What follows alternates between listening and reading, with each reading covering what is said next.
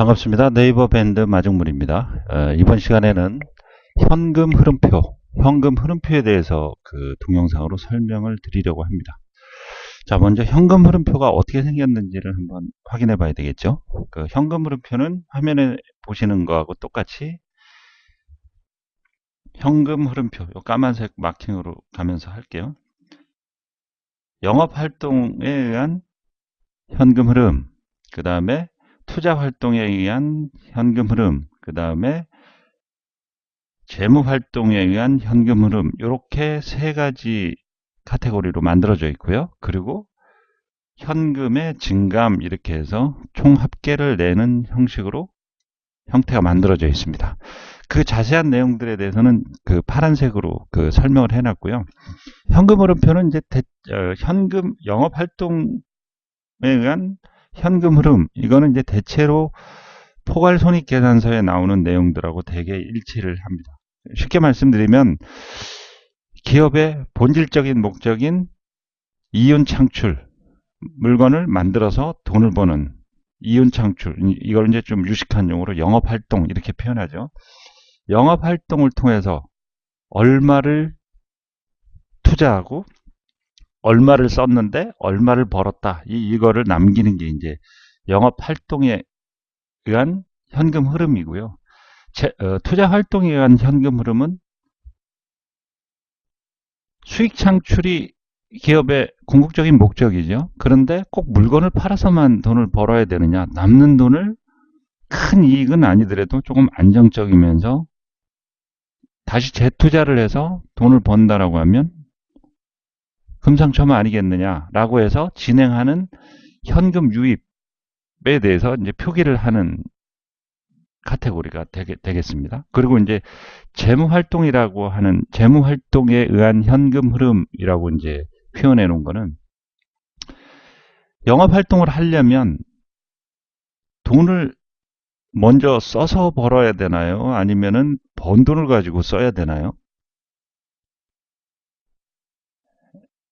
모든 경제활동은 먼저 씁니다. 먼저 쓰고 쓴 돈이 어떻게 들어오는지, 그리고 그 돈이 지속적으로 돈이 되는지, 그게 이제 가장 큰 문제고 딜레마죠. 그게 안 되면 기업이 망하는 거고 장사가 망하는 거고, 가게 하나를 차리려고 하더라도 먼저 내 돈을 쓰죠. 보증금을 가지고 가게를 얻고 인테리어를 하고, 그 다음에 조금 이제 난이도가 있는, 부가가치가 있는 장사의 전문가에게 배워서 그거를 가지고 장사를 해 나가잖아요. 이 모든 작업은 먼저 써요. 먼저 쓰는 작업을 먼저 하는 게 경제활동의 기본이거든요. 번 돈을 가지고 쓴다, 이거는 조금 지나서 안정이 되는 상황, 기업이 안착을 하고 장사가 손익구조를 넘어서 안정권으로 들어섰을 때 얘기고, 모든 장사의 기본은 먼저 쓰고 쓴 돈이 어떻게 벌려 나오는지를 확인하는 작업들이거든요. 그래서 이제 재무활동이라는 건 뭐냐면 돈을 벌기 위해서 어디서 어떻게 꾸어갖고 오고, 그 꾸어갖고 온 돈은 어떻게 갚고 있고, 이걸 표현하는 겁니다. 그러면 왜 손익계산서가 나오고 포괄손익계산서가 나오죠? 포괄손익계산서가 나오고 그걸 가지고 표현을 설명이 잘 안 될까라는 문제에 대해서 한번 생각을 해봐야 되거든요.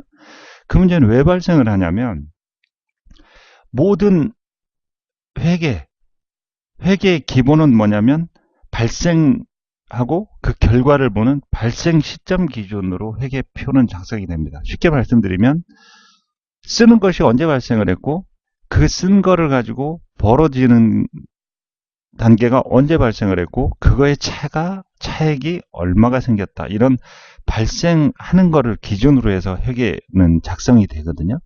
그런데 회계로만 작성하다 보니 이제 여러 가지 문제점이 생겨요. 여기 이제 칠판으로 표시된 현금 흐름표 밑에 보면은 문제 제기에 대한 제가 이제 메모를 잠깐 해놨거든요. 그러면 내가 장사를 하다가 돈이 좀 모자라요. 그래서 내 갖고 있던 자동차를 판다든가 아니면 갖고 있던 재산을 팔았어요. 이거는 장사를 해서 벌거나 장사를 해서 유입된 돈이 아니죠.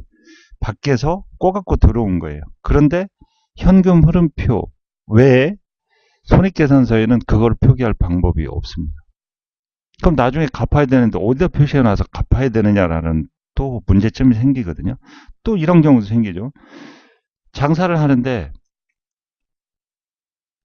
물건이 한꺼번에 다 팔리나요? 만들자마자 주문자 생산 뭐 이렇게 해가지고 맞춰서 만들어서 맞춰서 팔고 이런 구조는 아니죠. 미리 만들어 놓고 일정 정도 부분을 재고로 쌓아 놓고 안고 가면서 그 재고를 소진해 나가는 게 장사의 형태인데 재고를 어디다 표현할 거냐라는 거죠. 쉽게 말씀드리면 손익계산서에는 생산하고 이렇게 표현하죠. 물건을 팔았는데 돈을 먼저 받고 파느냐 아니면 물건 주고 나중에 돈을 받아야 되느냐 이런 식으로 표현을 해줄 수는 있어요. 되게 그렇죠. 아, 돈 안 줘도 되니까 물건 먼저 가져가 라고 이제 얘기를 해요. 그리고 한 2, 3일 지나면 돈 언제 줘 하고 이제 수금 들어가는 거죠. 그런 형태가 진행이 돼요. 포괄손익계산서에는 발생 시점 기준이고 그리고 그거는 표기가 돼요. 그러나 재고로 남아있는 안고 있는 부분에 대해서는 달리 표현할 방법이 없어지는 문제점이 생겨요. 그래서 물론 표기는 돼요. 표기는 되는데 원장하고 통장에 남아있는 잔고하고 맞춰보면 돈이 안 맞아요. 왜? 만든 것 자체를 소비로 포괄손익계산서에는 표시를 해요. 왜냐하면 내가 재료를 요만큼 사다가 요 상품을 만들어 가지고 팔렸든 안 팔렸든 만들어진 순간에 소비로 잡아주거든요. 그런데 회계표상으로는 제로가 되고 맞아 떨어질지 모르겠으나 통장의 잔고로 보면 회계표에서 얘기했던 포괄손익계산서에서 얘기했던 숫자하고 돈으로 딱 남는 숫자가 안 맞아요. 왜냐하면 재고라는 부분이 남아있기 때문에 그거를 포괄손익계산서에는 발생 기준으로 처리를 해버리는 거죠. 그래야 숫자로서 설명을 할 수 있으니까. 그래서 그런 부분들에 대한 약점을 보완하는 의미로 현금을 기준으로 한번 해보자. 그 돈이 어떻게 흘러가고 어디에 잠겨 있고 어디서 다시 들어왔는데 이거는 갚아야 될 돈이고 이거는 벌은 돈인데 이 돈 가지고 다시 투자를 했더니 새끼를 쳐갖고 와서 장사 외에 또 생긴 돈이다. 이런 이제 복잡한 부분들을 발생 기준으로 회계표상에 제로를 맞추기 위한 표로 작성을 해버리면 설명이 안 된다라는 거죠. 그래서 그걸 설명하기 위해서 이 돈은 어디서 나왔고 이 돈은 어떻게 쓰여졌고 이 돈은 어떻게 해서 결과가 늘었거나 줄었거나 이렇게 표현하는 형식으로 보완을 해주자 라는 문제 제기가 생기는 거예요. 그래서 항상 현금 흐름표는 형식이 유입, 유출 이런 식으로 표현해요. 이거는 플러스가 되든 마이너스가 되든 절대값으로 좋다 나쁘다의 의미가 아니고 현금이 기준이 돼서 현금이 어떻게 들어왔고 어디서 나왔고 어떻게 빌려줬는데 어떻게 받아냈고 어디서 빌려온 돈을 어떻게 갚고 있고 이런 현상을 설명을 하는 거예요. 그래서 기준 자체가 다르다라는 겁니다. 포괄손익계산서가 갖고 있는 발생 시점 기준, 제로를 맞추는 숫자놀이라고 표현해도 되나요? 이런 숫자를 깔끔하게 맞추는 작업을 하는 걸로는 세부적인 거에 대한 설명이 부족하죠. 재무상태표에서 자산은 어떻게 되고 부채는 어떻게 늘었는데 결과가 어떻게 됐다. 이렇게만 표현을 해요. 근데 이 돈이 어디서 들어와서 얼마가 늘었고 이 돈이 어디서 들어와서 얼마가 늘었고 이 돈을 어디다 갚았더니 얼마가 빠져나갔고 이런 설명은 안 돼요. 왜? 그냥 결과값, 발생 기준만 부채가 있었는데 부채가 줄었다. 부채가 많았는데 부채를 더 추가했다. 아니면 부채가 없었는데 부채를 더 줄였다. 이런 결과값만 나오거든요. 그래서 이제 이걸 회계학용으로는 발생 시점 기준이다 이렇게 표현하고요. 그러면 돈이 어떻게 들어와서 어떻게 갚았고 얼마를 갚았고 언제 갚았고 어떻게 갚았고 이런 거를 설명을 해주면 훨씬 더 효과적이겠다 라고 해서 돈 흐름 기준으로 하는 표를 하나 더 만들자. 그래서 손익계산서도 설명을 해주고 재무상태표, 내 재산 변동 상황이 어떻게 됐는가에 대한 보완 기능을 해주는 현금 기준으로 하는 표를 하나 더 작성하자 해서 만들어진 것이 현금 흐름표가 됩니다. 그래서 쭉 설명을 해놨어요. 그래서 이제 맨 마지막에 얘는 증감 해가지고 얼마를 늘렸거나 얼마를 더 가져왔거나 얼마를 갚았거나 이렇게 돼서 맨 마지막에 얼마가 남았다 이렇게 이제 표현하는 방식을 활용을 하고 있거든요. 발생한 시점을 기준으로 작성할 수밖에 없는 포괄손익계산서나 재무상태표는 과정에 대한 설명이 없어요. 그래서 과정에 대한 설명을 해주는 보완 기능으로 현금 흐름표가 있다라는 것입니다. 그러면 사업의 구조를 먼저 한번 보고 갈까요? 사업은 어떻게 만들어지고 어떻게 진행되는가? 사업에 제일 필요한 거가 뭘까요? 사업에 제일 필요한 부분은 기술을 가지고 있고 돈을 벌 수 있는 가능성을 가지고 있기 때문에 사업을 시작을 하려고 해요. 그런데 그 사람이 갖고 있는 제일 당면한 문제가 뭐냐면 돈이에요. 돈을 어디서 끌어올 것인가, 돈을 어디서 빌려오든 융통을 하든 해서 사업체로 만들 것인가가 이제 첫 번째 문제거든요. 그래서 주식회사는 IPO라고 해서 기업 공개를 통해서 주식을 발행을 해서 주식을 일반인들에게 파는 것으로 자금을 충당하고 뭐 이런 과정. 그리고 사업을 진행하고 있는 회사들은 사채를 발행하죠. 전환사채 뭐 이런 걸 발행을 해서 또 자금을 충당을 하고 또 주주들에게 돈을 또 빌리는 작업도 해요. 그게 뭐냐면 증자, 자본을 늘린다. 그래서 일반인들에게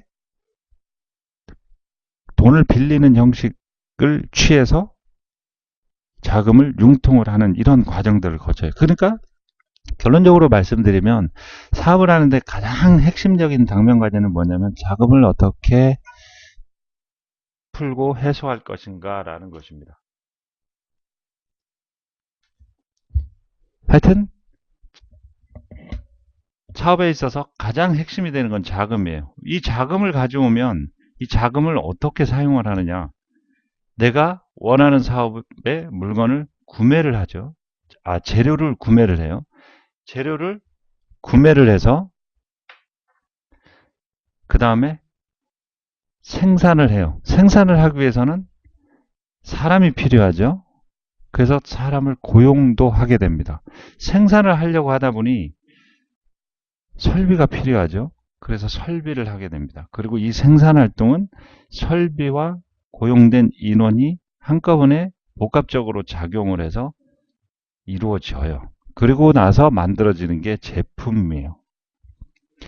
이게 사업을 하는 사람들이 목적으로 하는 부분이죠. 제품을 만들어서 팔아서 돈을 벌겠다라는 거예요. 그리고 이 제품을 파는 행위, 판매 활동 뭐 이렇게 얘기하는데 쉽게 이제 말씀을 드리면 팔아요. 그리고 이 판 돈이 다시 자금으로 돌아와서 회사가 운영되고 유지가 돼가는 거죠. 그리고 이 자금으로 돌아온 돈을 가지고 고용한 사람들에게 돈을 주고 임금이죠. 그 다음에 물건을 가져왔던 데에다가 대금을 지불하고 그리고 또 남으면 비유동자산 내지는 유동자산으로 재투자가 이루어져요. 뭐 당자자산이라든가 유동자산이라든가 부동산 내지는 공장 부지를 설비를 이런 식으로 다시 재투자가 이루어져요. 이게 이제 회사가 갖고 있는 이제 그 일반적인 사이클이고요. 이 사이클을 쪼개서 보면 빨간색 마크해놨던 요 부분을 투자 활동이라고 한다. 돈을 가지고 어떻게 투자하고 투자된 돈을 투자된 돈이 회수돼서 이익금이 남으면 사업 외에 또 다른 수익원을 찾아서 또 재투자를 하고 이 부분이 투자 활동에 의한 현금 흐름의 영역이 되는 포지션이 되는 거죠. 영어로 말하면 investment activity 뭐 이렇게 표현을 해요.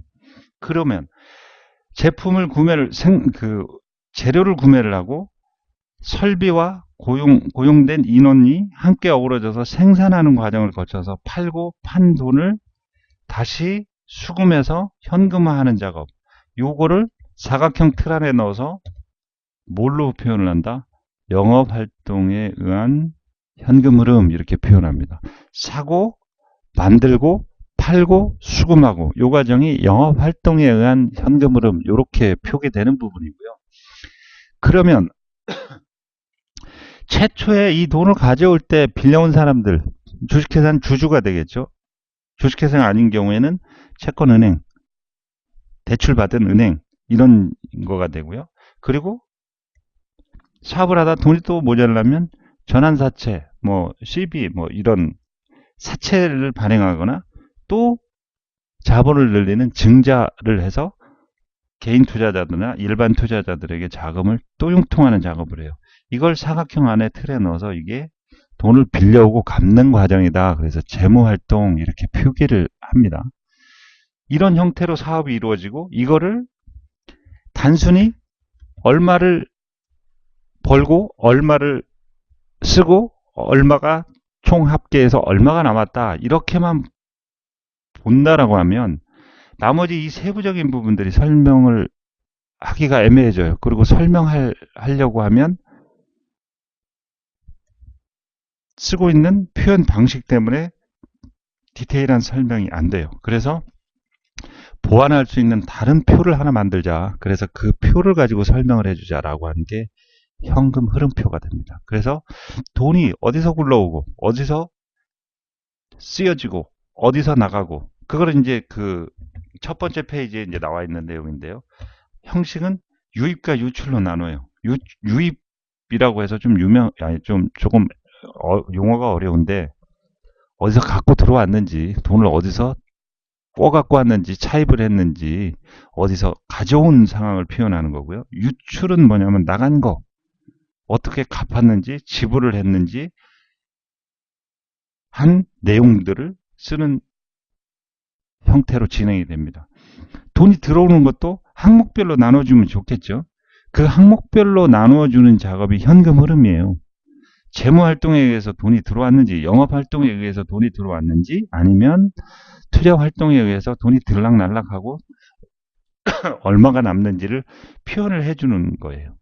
그래서 손익계산서가 갖고 있는 발생 시점 기준으로 그냥 결과값만 표현하는 어디서 얼마를 썼고 얼마를 더 썼고 얼마를 벌었고 얼마가 더 들어와서 얼마가 남았고 이런 발생한 시점만을 기준으로 해서 합계표만 내는 걸로는 설명할 길이 없는 디테일한 이 돈은 어디서 들어왔고 그걸 이제 조금 유식한 표현으로 원천별로 원인이 어디서 들어왔고 그 다음에 나간 건 용도를 어디에 썼는지 임금으로 썼는지 물건 떼금으로 썼는지 아니면 빌려온 차입금을 갚는 데 썼는지 아니면 설비를 늘리는 데 썼는지 하는 용도별로 나누는 작업을 해주는 보완표가 현금 흐름표입니다. 그래서 재산상 변동 상황도 이 현금 흐름표를 보면서 보완을 하면서 확인할 수가 있어요. 그러면 현금 흐름표란 지금까지 계속 다 말씀드렸던 내용인데요. 재무상태표나 포괄 손익계산서는 결정된 수치를 가지고 더하고 빼기를 해서 산출하는 발생 시점 기준 예측 방식을 사용한다. 말씀드렸던 내용이죠. 그러나 디테일한 내용, 돈이 어디에 잠겨 있는데 현금하고는 안 맞아요. 근데 숫자로 내보면 표로 내보면 맞아 떨어져요.